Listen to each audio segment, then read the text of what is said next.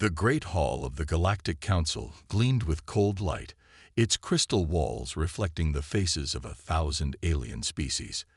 At the center, 3 humans stood on the circular platform.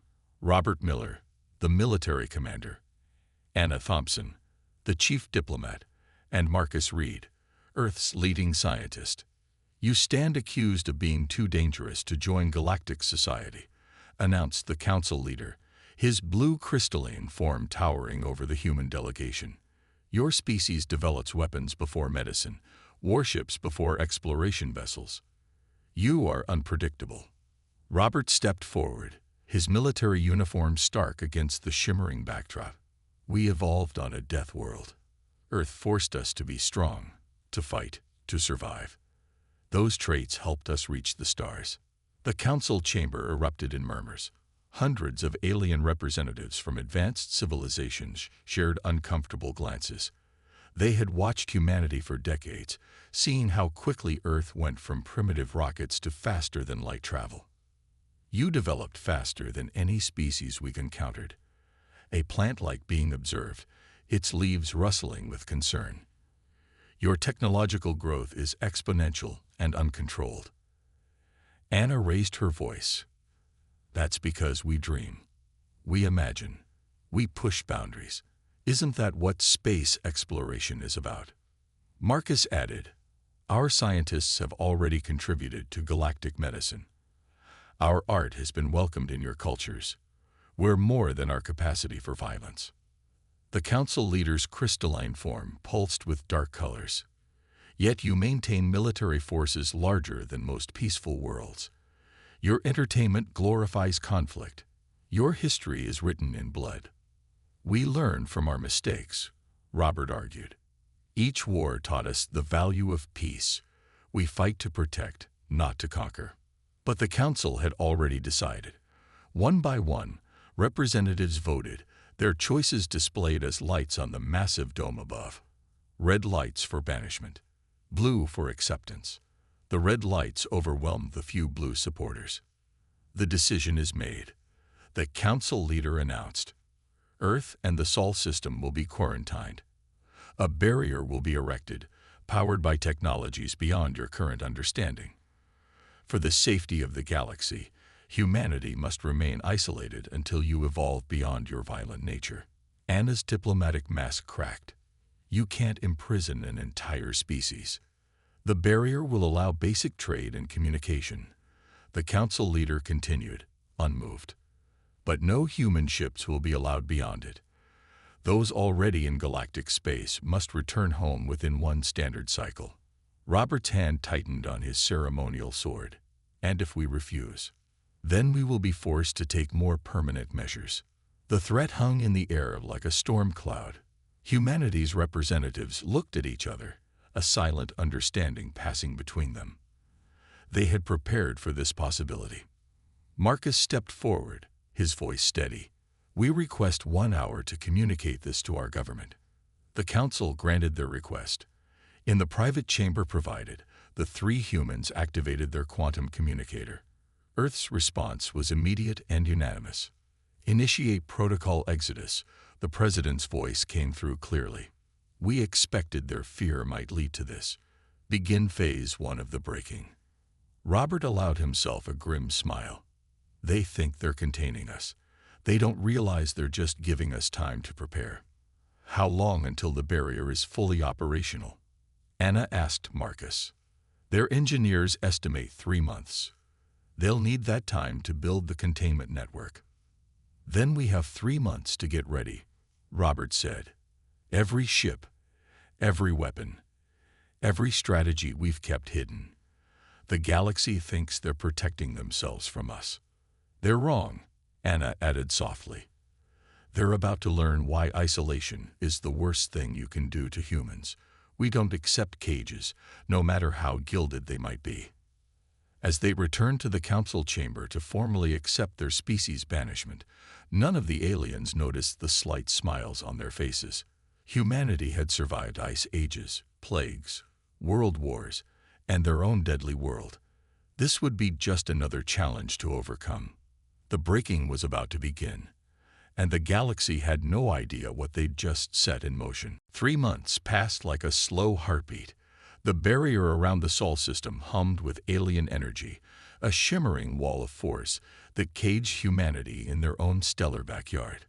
But beneath the surface of every human world and station, preparations were nearly complete.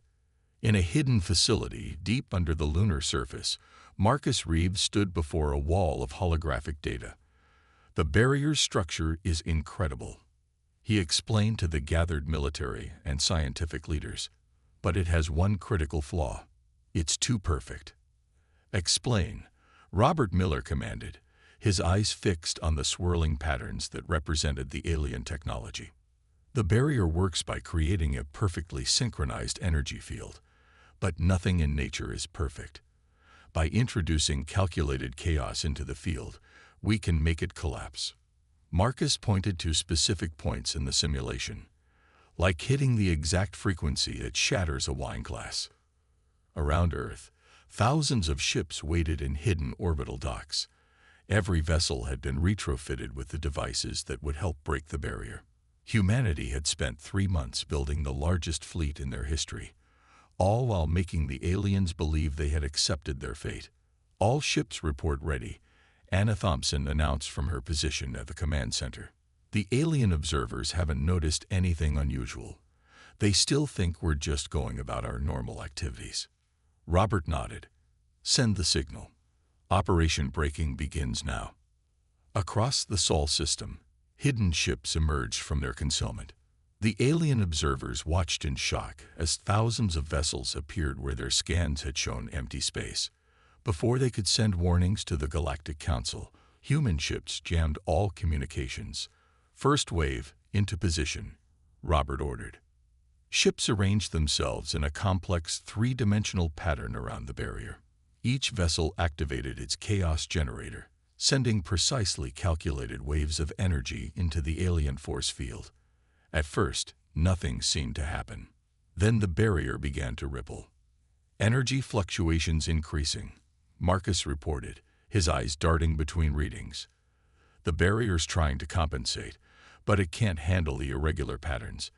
Just like we predicted, their perfect system can't adapt to imperfection. The ripples grew stronger. Colors swirled through the barrier like oil on water. In space, the alien observers could only watch as their supposedly unbreakable technology began to fail. Second wave, engage. Robert's voice carried across all channels. More ships joined the assault, their chaos generators adding to the growing disruption. The barrier's light pulsed erratically, its perfect synchronization shattering under the onslaught of calculated disorder. Anna's voice was tense. We're detecting energy builds-ups. If the barrier fails violently. It won't, Marcus interrupted. The energy will cascade, but our ships are ready to channel it. We're not just breaking out. We're going to use their own containment field to fuel our escape. The barrier's light suddenly flared blindingly bright. For a moment, it seemed to solidify, fighting against humanity's attack. Then, with a silent explosion of light, it shattered. Waves of energy washed over the human fleet. But instead of destruction, each ship's systems absorbed the power, their engines glowing with stolen alien energy. In one coordinated movement, the fleet surged forward, breaking free of their solar system's bounds. Send the message, Robert commanded. Anna activated the broadcast system. Across all galactic frequencies, humanity's voice rang out. You tried to cage us, thinking it would keep the galaxy safe. But you forgot something important about humans. We don't accept prison, no matter how big or comfortable. The barrier is down. We are free. And now the real question is, what were you trying to keep out? As if in answer to her words, long-range sensors began picking up massive energy signatures from the galaxy's outer rim. Something was moving in the darkness between stars, something that had been waiting for the barrier to fall. The Galactic Council had thought they were protecting themselves from humanity. They were about to learn that they had been sheltering behind humanity's protective wall all along. And now that wall was gone. The breaking was complete. But the real battle was just beginning. They came from the dark spaces between stars, a vast tide of living metal and crackling energy. The swarm, ancient and patient, had waited centuries for the barrier to fall. Not the small barrier around Earth, but the larger one that humanity's quarantine had accidentally completed, sealing off an entire sector of the galaxy. The Galactic Council's first warning came when an outer colony world went silent. By the time their ships arrived to investigate, they found only ruins and strange mechanical growths consuming everything in sight. In the Council's emergency chamber, the same leaders who had banished humanity watched in horror as world after world fell. Their advanced weapons, designed for peace and defense, barely scratched the swarm's armor. "Send everything we have." The Council leader's crystalline form pulsed with fear. "Our most advanced ships, our strongest weapons." But their ships, beautiful and sophisticated, shattered against the swarm's relentless advance. Their weapons, refined over centuries of peace, couldn't penetrate defenses evolved through endless war. From the bridge of the Earth ship Thunder, Robert Miller watched the tactical display, showing another alien world under attack. "They built their weapons to be elegant and efficient," he said to his crew. "But they forgot that sometimes you need chaos and brute force." Humanity's fleet, crude and aggressive by Council standards, had been following the swarm's advance. While alien weapons tried to pierce the swarm's shields with precise energy beams, human ships carried missiles packed with unpredictable payloads, electromagnetic pulses, corrosive nanites, and old-fashioned high explosives. "We're picking up a distress signal," Anna Thompson reported from her station. "Another Council world under attack. They're begging for help." Robert's face hardened. "The same Council that called us too violent 2 months ago now needs our barbaric ways. Signal the fleet. We're going in." The human fleet dropped out of faster-than-light travel right in the middle of a massacre. The swarm's ships, black and angular, were systematically destroying the planet's orbital defenses. "Launch everything we've got," Robert ordered. "Show them why Earth was called a death world." Human ships unleashed hell. Missiles screamed through space, their payloads designed to be unpredictable. Where alien weapons tried to be precise, human weapons embraced chaos. Nuclear explosions created electromagnetic pulses that disrupted the swarm's perfect coordination. Clouds of nanites ate through their living metal. Computer viruses written by human hackers invaded their networks. For the first time, the swarm's advance faltered. "Their weakness is their perfection," Marcus Reed's voice came over the command channel. "They evolved to counter any consistent attack pattern, but they can't adapt to random, chaotic assaults fast enough." The battle raged for hours. Human ships took heavy damage, but they gave worse than they got. The swarm, used to facing ordered and predictable opposition, couldn't counter humanity's seemingly random tactics. Finally, the remaining swarm ships retreated, leaving behind a graveyard of broken metal in orbit. On the planet below, alien civilians watched in awe as human Marines landed to hunt down the remaining ground forces, using brutal close combat tactics that would have horrified the Council in peacetime. "Incoming transmission from the Council," Anna announced. The Council leader's image appeared on the main screen. His crystalline form had lost its previous arrogance. "We may have judged your species too harshly," he admitted. "The swarm has already taken 12 worlds. You are the only ones who have successfully driven them back." "We'll help," Robert replied, "but on our terms. No more barriers. No more treating us like savages." Humanity fought its way up from the mud of a hostile world. We learned to be aggressive because we had to survive. Now the galaxy needs those same traits to survive. As the human fleet regrouped and prepared to hunt down more swarm forces, the Council finally understood. They had feared humanity's capacity for violence without realizing that same capacity might be the galaxy's only hope for survival. The swarm had awakened, but they were about to learn why Earth's history was written in blood, and why that wasn't always a bad thing. The Galactic Council's Grand Chamber, once a place of peace and order, had been transformed into a war room, Holographic displays showed the swarm's relentless advance across dozens of star systems. In the center of it all stood Robert Miller, explaining humanity's battle plan to the assembled alien leaders. "You've spent centuries developing perfect weapons," he said, pointing to the tactical display. "That's your first mistake. The swarm adapts to perfection. We need to be unpredictable." The alien representatives murmured uncomfortably. A tall, insectoid being stepped forward. "You propose we abandon our advanced technology." "No," Robert smiled. "I propose we combine it with human chaos. Your precision weapons, guided by our random tactics. Your shields, powered by our unstable energy systems. Order and chaos together." Marcus Reed took over the briefing, his hands moving through the holographic display. "We've analyzed the swarm's behavior. They're a hive mind, thinking as one. That's their weakness. They can't handle multiple conflicting threats simultaneously." The combined fleet launched within hours. Sleek alien ships flew alongside humanity's bulkier vessels.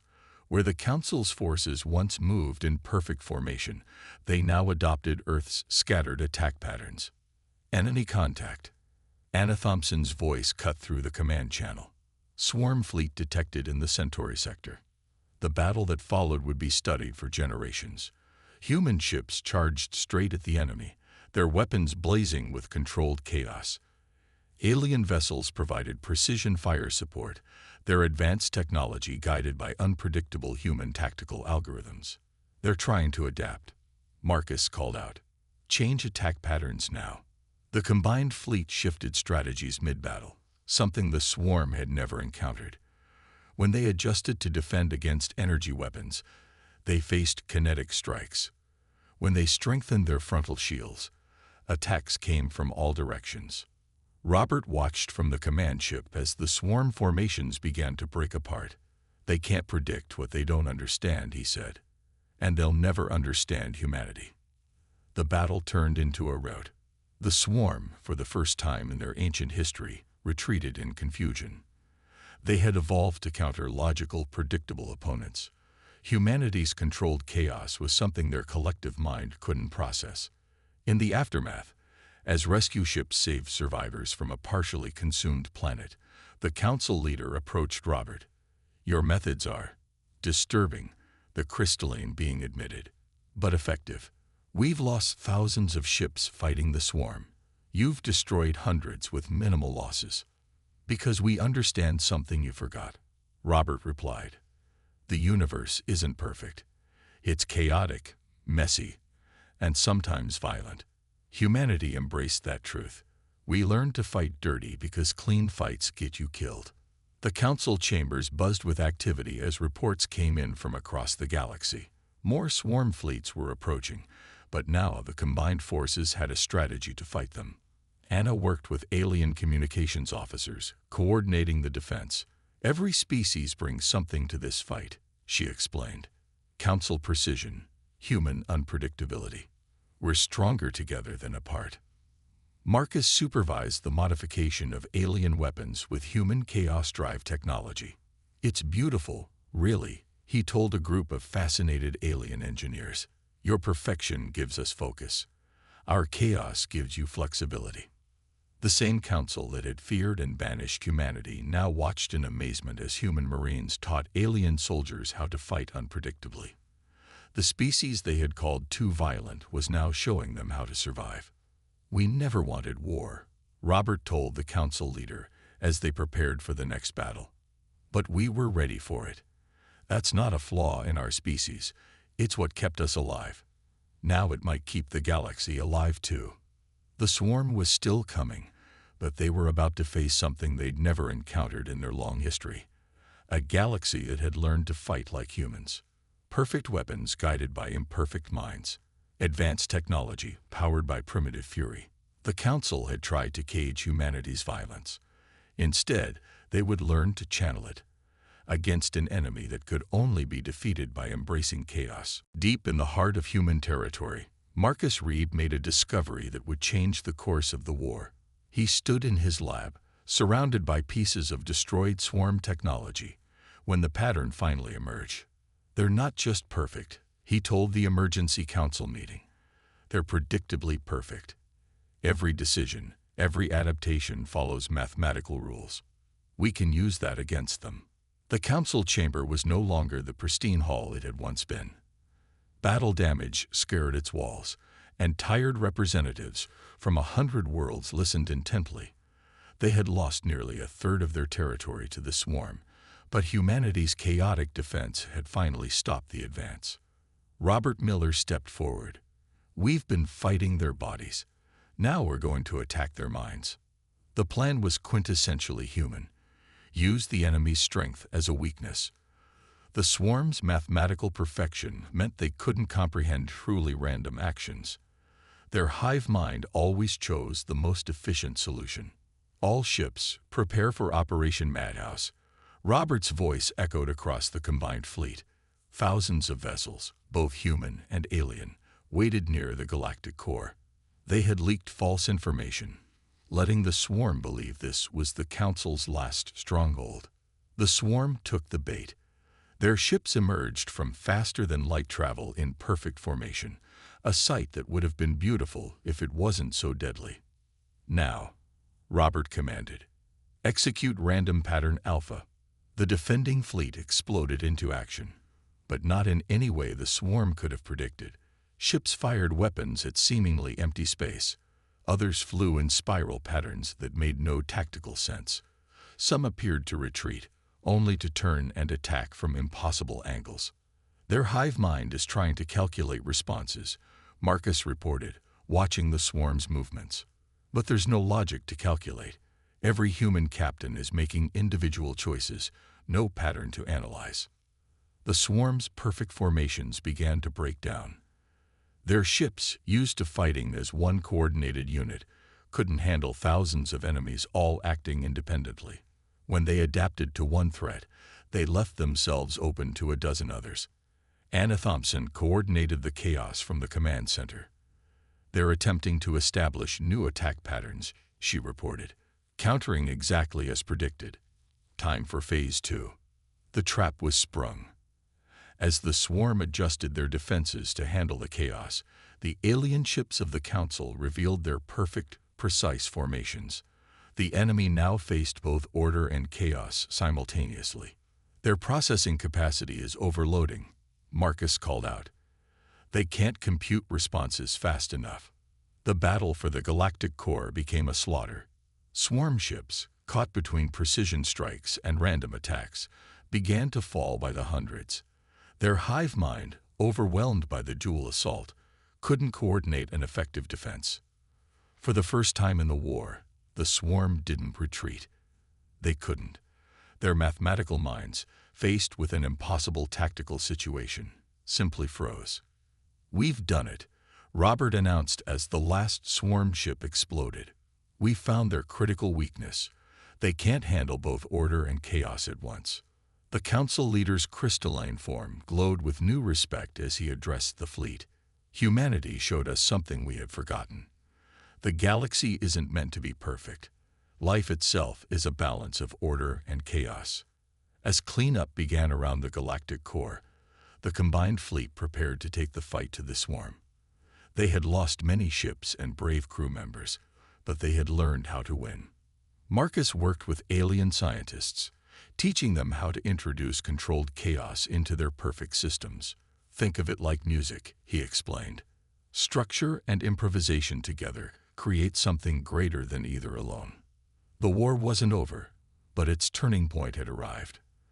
The swarm, ancient and powerful, had finally met an enemy they couldn't adapt to. Creatures whose very nature defied their perfect calculations. As the fleet prepared for their counteroffensive, Robert looked out at the stars. They thought our unpredictability was a weakness, he said quietly. They're about to learn it's our greatest strength. The hunt for the swarm was about to begin, and humanity would lead the way. The war entered its final phase as combined human-alien fleets pushed into swarm-controlled space. Where once the enemy had seemed unstoppable, they now fell back world by world, unable to counter the perfect mix of Council precision and human chaos. Robert Miller stood on the bridge of the flagship Redemption, watching tactical displays as another swarm hive cluster crumbled under their assault. "Begin rescue operations," he ordered. "There might still be survivors on those worlds." Human Marines and Council peacekeepers landed together on conquered planets. They found scenes of horror, worlds partially consumed by the swarm's mechanical hunger. But they also found survivors, hidden in bunkers and caves, who emerged to see their saviors. The violent humans leading the graceful aliens. "We've got movement," a Marine called out during one rescue operation. Through the ruins of a crystal city, a group of swarm drones approached. But instead of attacking, they seemed confused, almost lost. Marcus Reed, studying the readings from orbit, made another breakthrough. "The hive mind is breaking down," he reported to the Combined Council. "Our attacks aren't just destroying their bodies, we're shattering their collective consciousness." The Council leader, who had once voted to banish humanity, now worked directly with them in the command center. "The swarm is a single entity, spread across many bodies," he mused. "By attacking with both chaos and order, we're not just winning battles, we're driving them insane." Anna Thompson coordinated the liberation fleets. Under her guidance, Council ships would launch precise strikes, while human vessels performed random attack patterns. The swarm, unable to adapt to both strategies simultaneously, began to fragment. "They're splitting into smaller groups," she reported during one battle. "The hive mind is trying to survive by breaking apart." This was their chance. Robert launched the final phase of the war, Operation Divide and Conquer. While Council ships maintained perfect formation attacks against the larger swarm clusters, human vessels hunted down the isolated groups. The results exceeded all expectations. Cut off from their main consciousness, the smaller swarm units couldn't adapt or evolve. Some simply shut down. Others fought with decreasing efficiency until they were destroyed. During the liberation of a Council world, a group of alien civilians watched in awe as human Marines fought alongside their own warriors. The same aggressive tactics that had once frightened the galaxy now protected it. The humans' capacity for violence, once seen as a flaw, had become their greatest gift to a peaceful galaxy. "We understand now," the Council leader told Robert after another successful battle. "Your species isn't violent because you love destruction. You're violent because your world taught you to survive at any cost, and now you're teaching us to survive too." The war changed more than territory. It changed perceptions. Alien species who had once feared human unpredictability now studied it. Council scientists worked with human tacticians, learning to incorporate controlled chaos into their perfect systems. Marcus found himself teaching alien engineers about the beauty of imperfection. "Look at nature," he explained. "Even stars aren't perfect spheres. Planets don't have perfect orbits. The universe itself embraces chaos as much as order." As the combined fleets pressed their advantage, the swarm's resistance became increasingly erratic. Their perfect coordination crumbled in the face of an enemy they couldn't categorize or predict.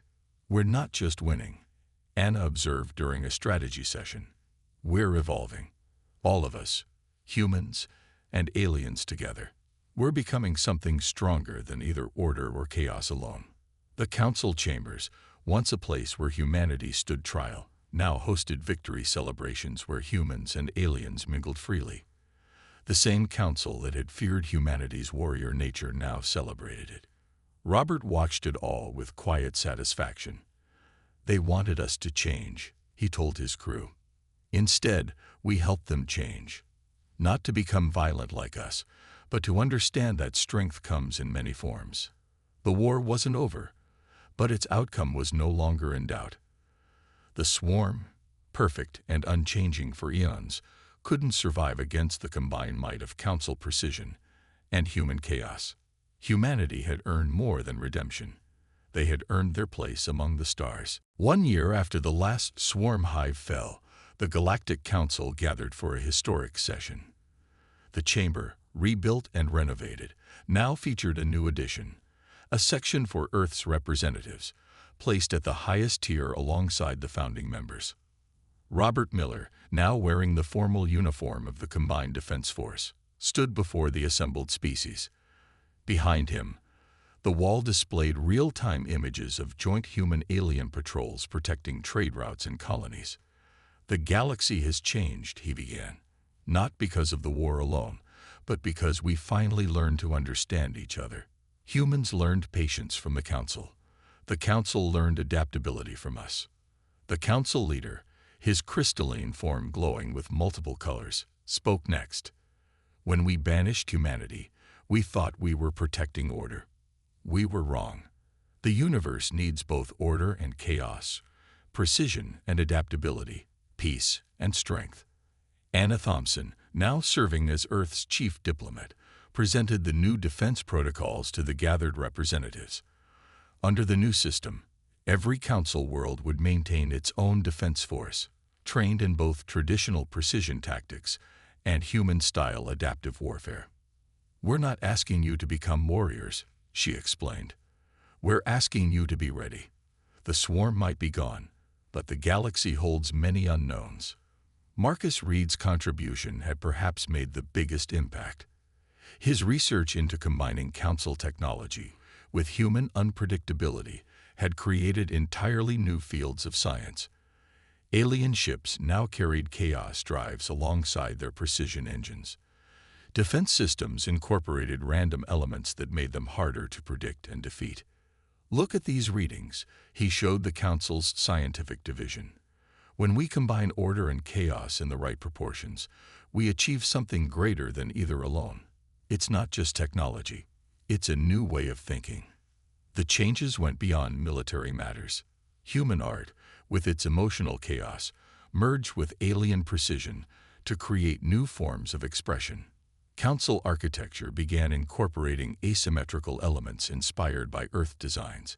Even in commerce, human unpredictability proved valuable, creating new opportunities in markets that had become too predictable.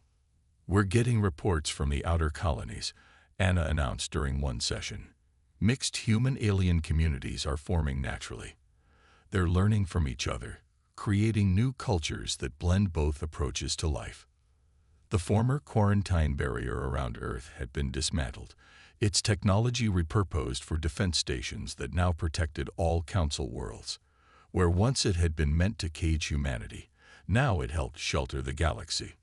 Robert found himself teaching at the newly established Combined Military Academy, where young officers from all species learned both precision and chaos. "The key," he told his students, "is knowing when to use each approach. Sometimes you need perfect order. Sometimes you need controlled chaos. Wisdom is knowing the difference." In the Council chambers, the leader addressed the final matter: humanity's official status. "Once, we voted to banish Earth from galactic society. Today, we vote to make humanity permanent members of the High Council, with full authority to lead our combined defense forces." The vote was unanimous. The same beings who had feared human violence now entrusted humans with protecting their worlds and families. They had learned that courage and strength, properly directed, were not flaws but vital traits for survival. Marcus, working with a team of mixed species, had already begun exploring new frontiers. "The swarm taught us something valuable," he explained.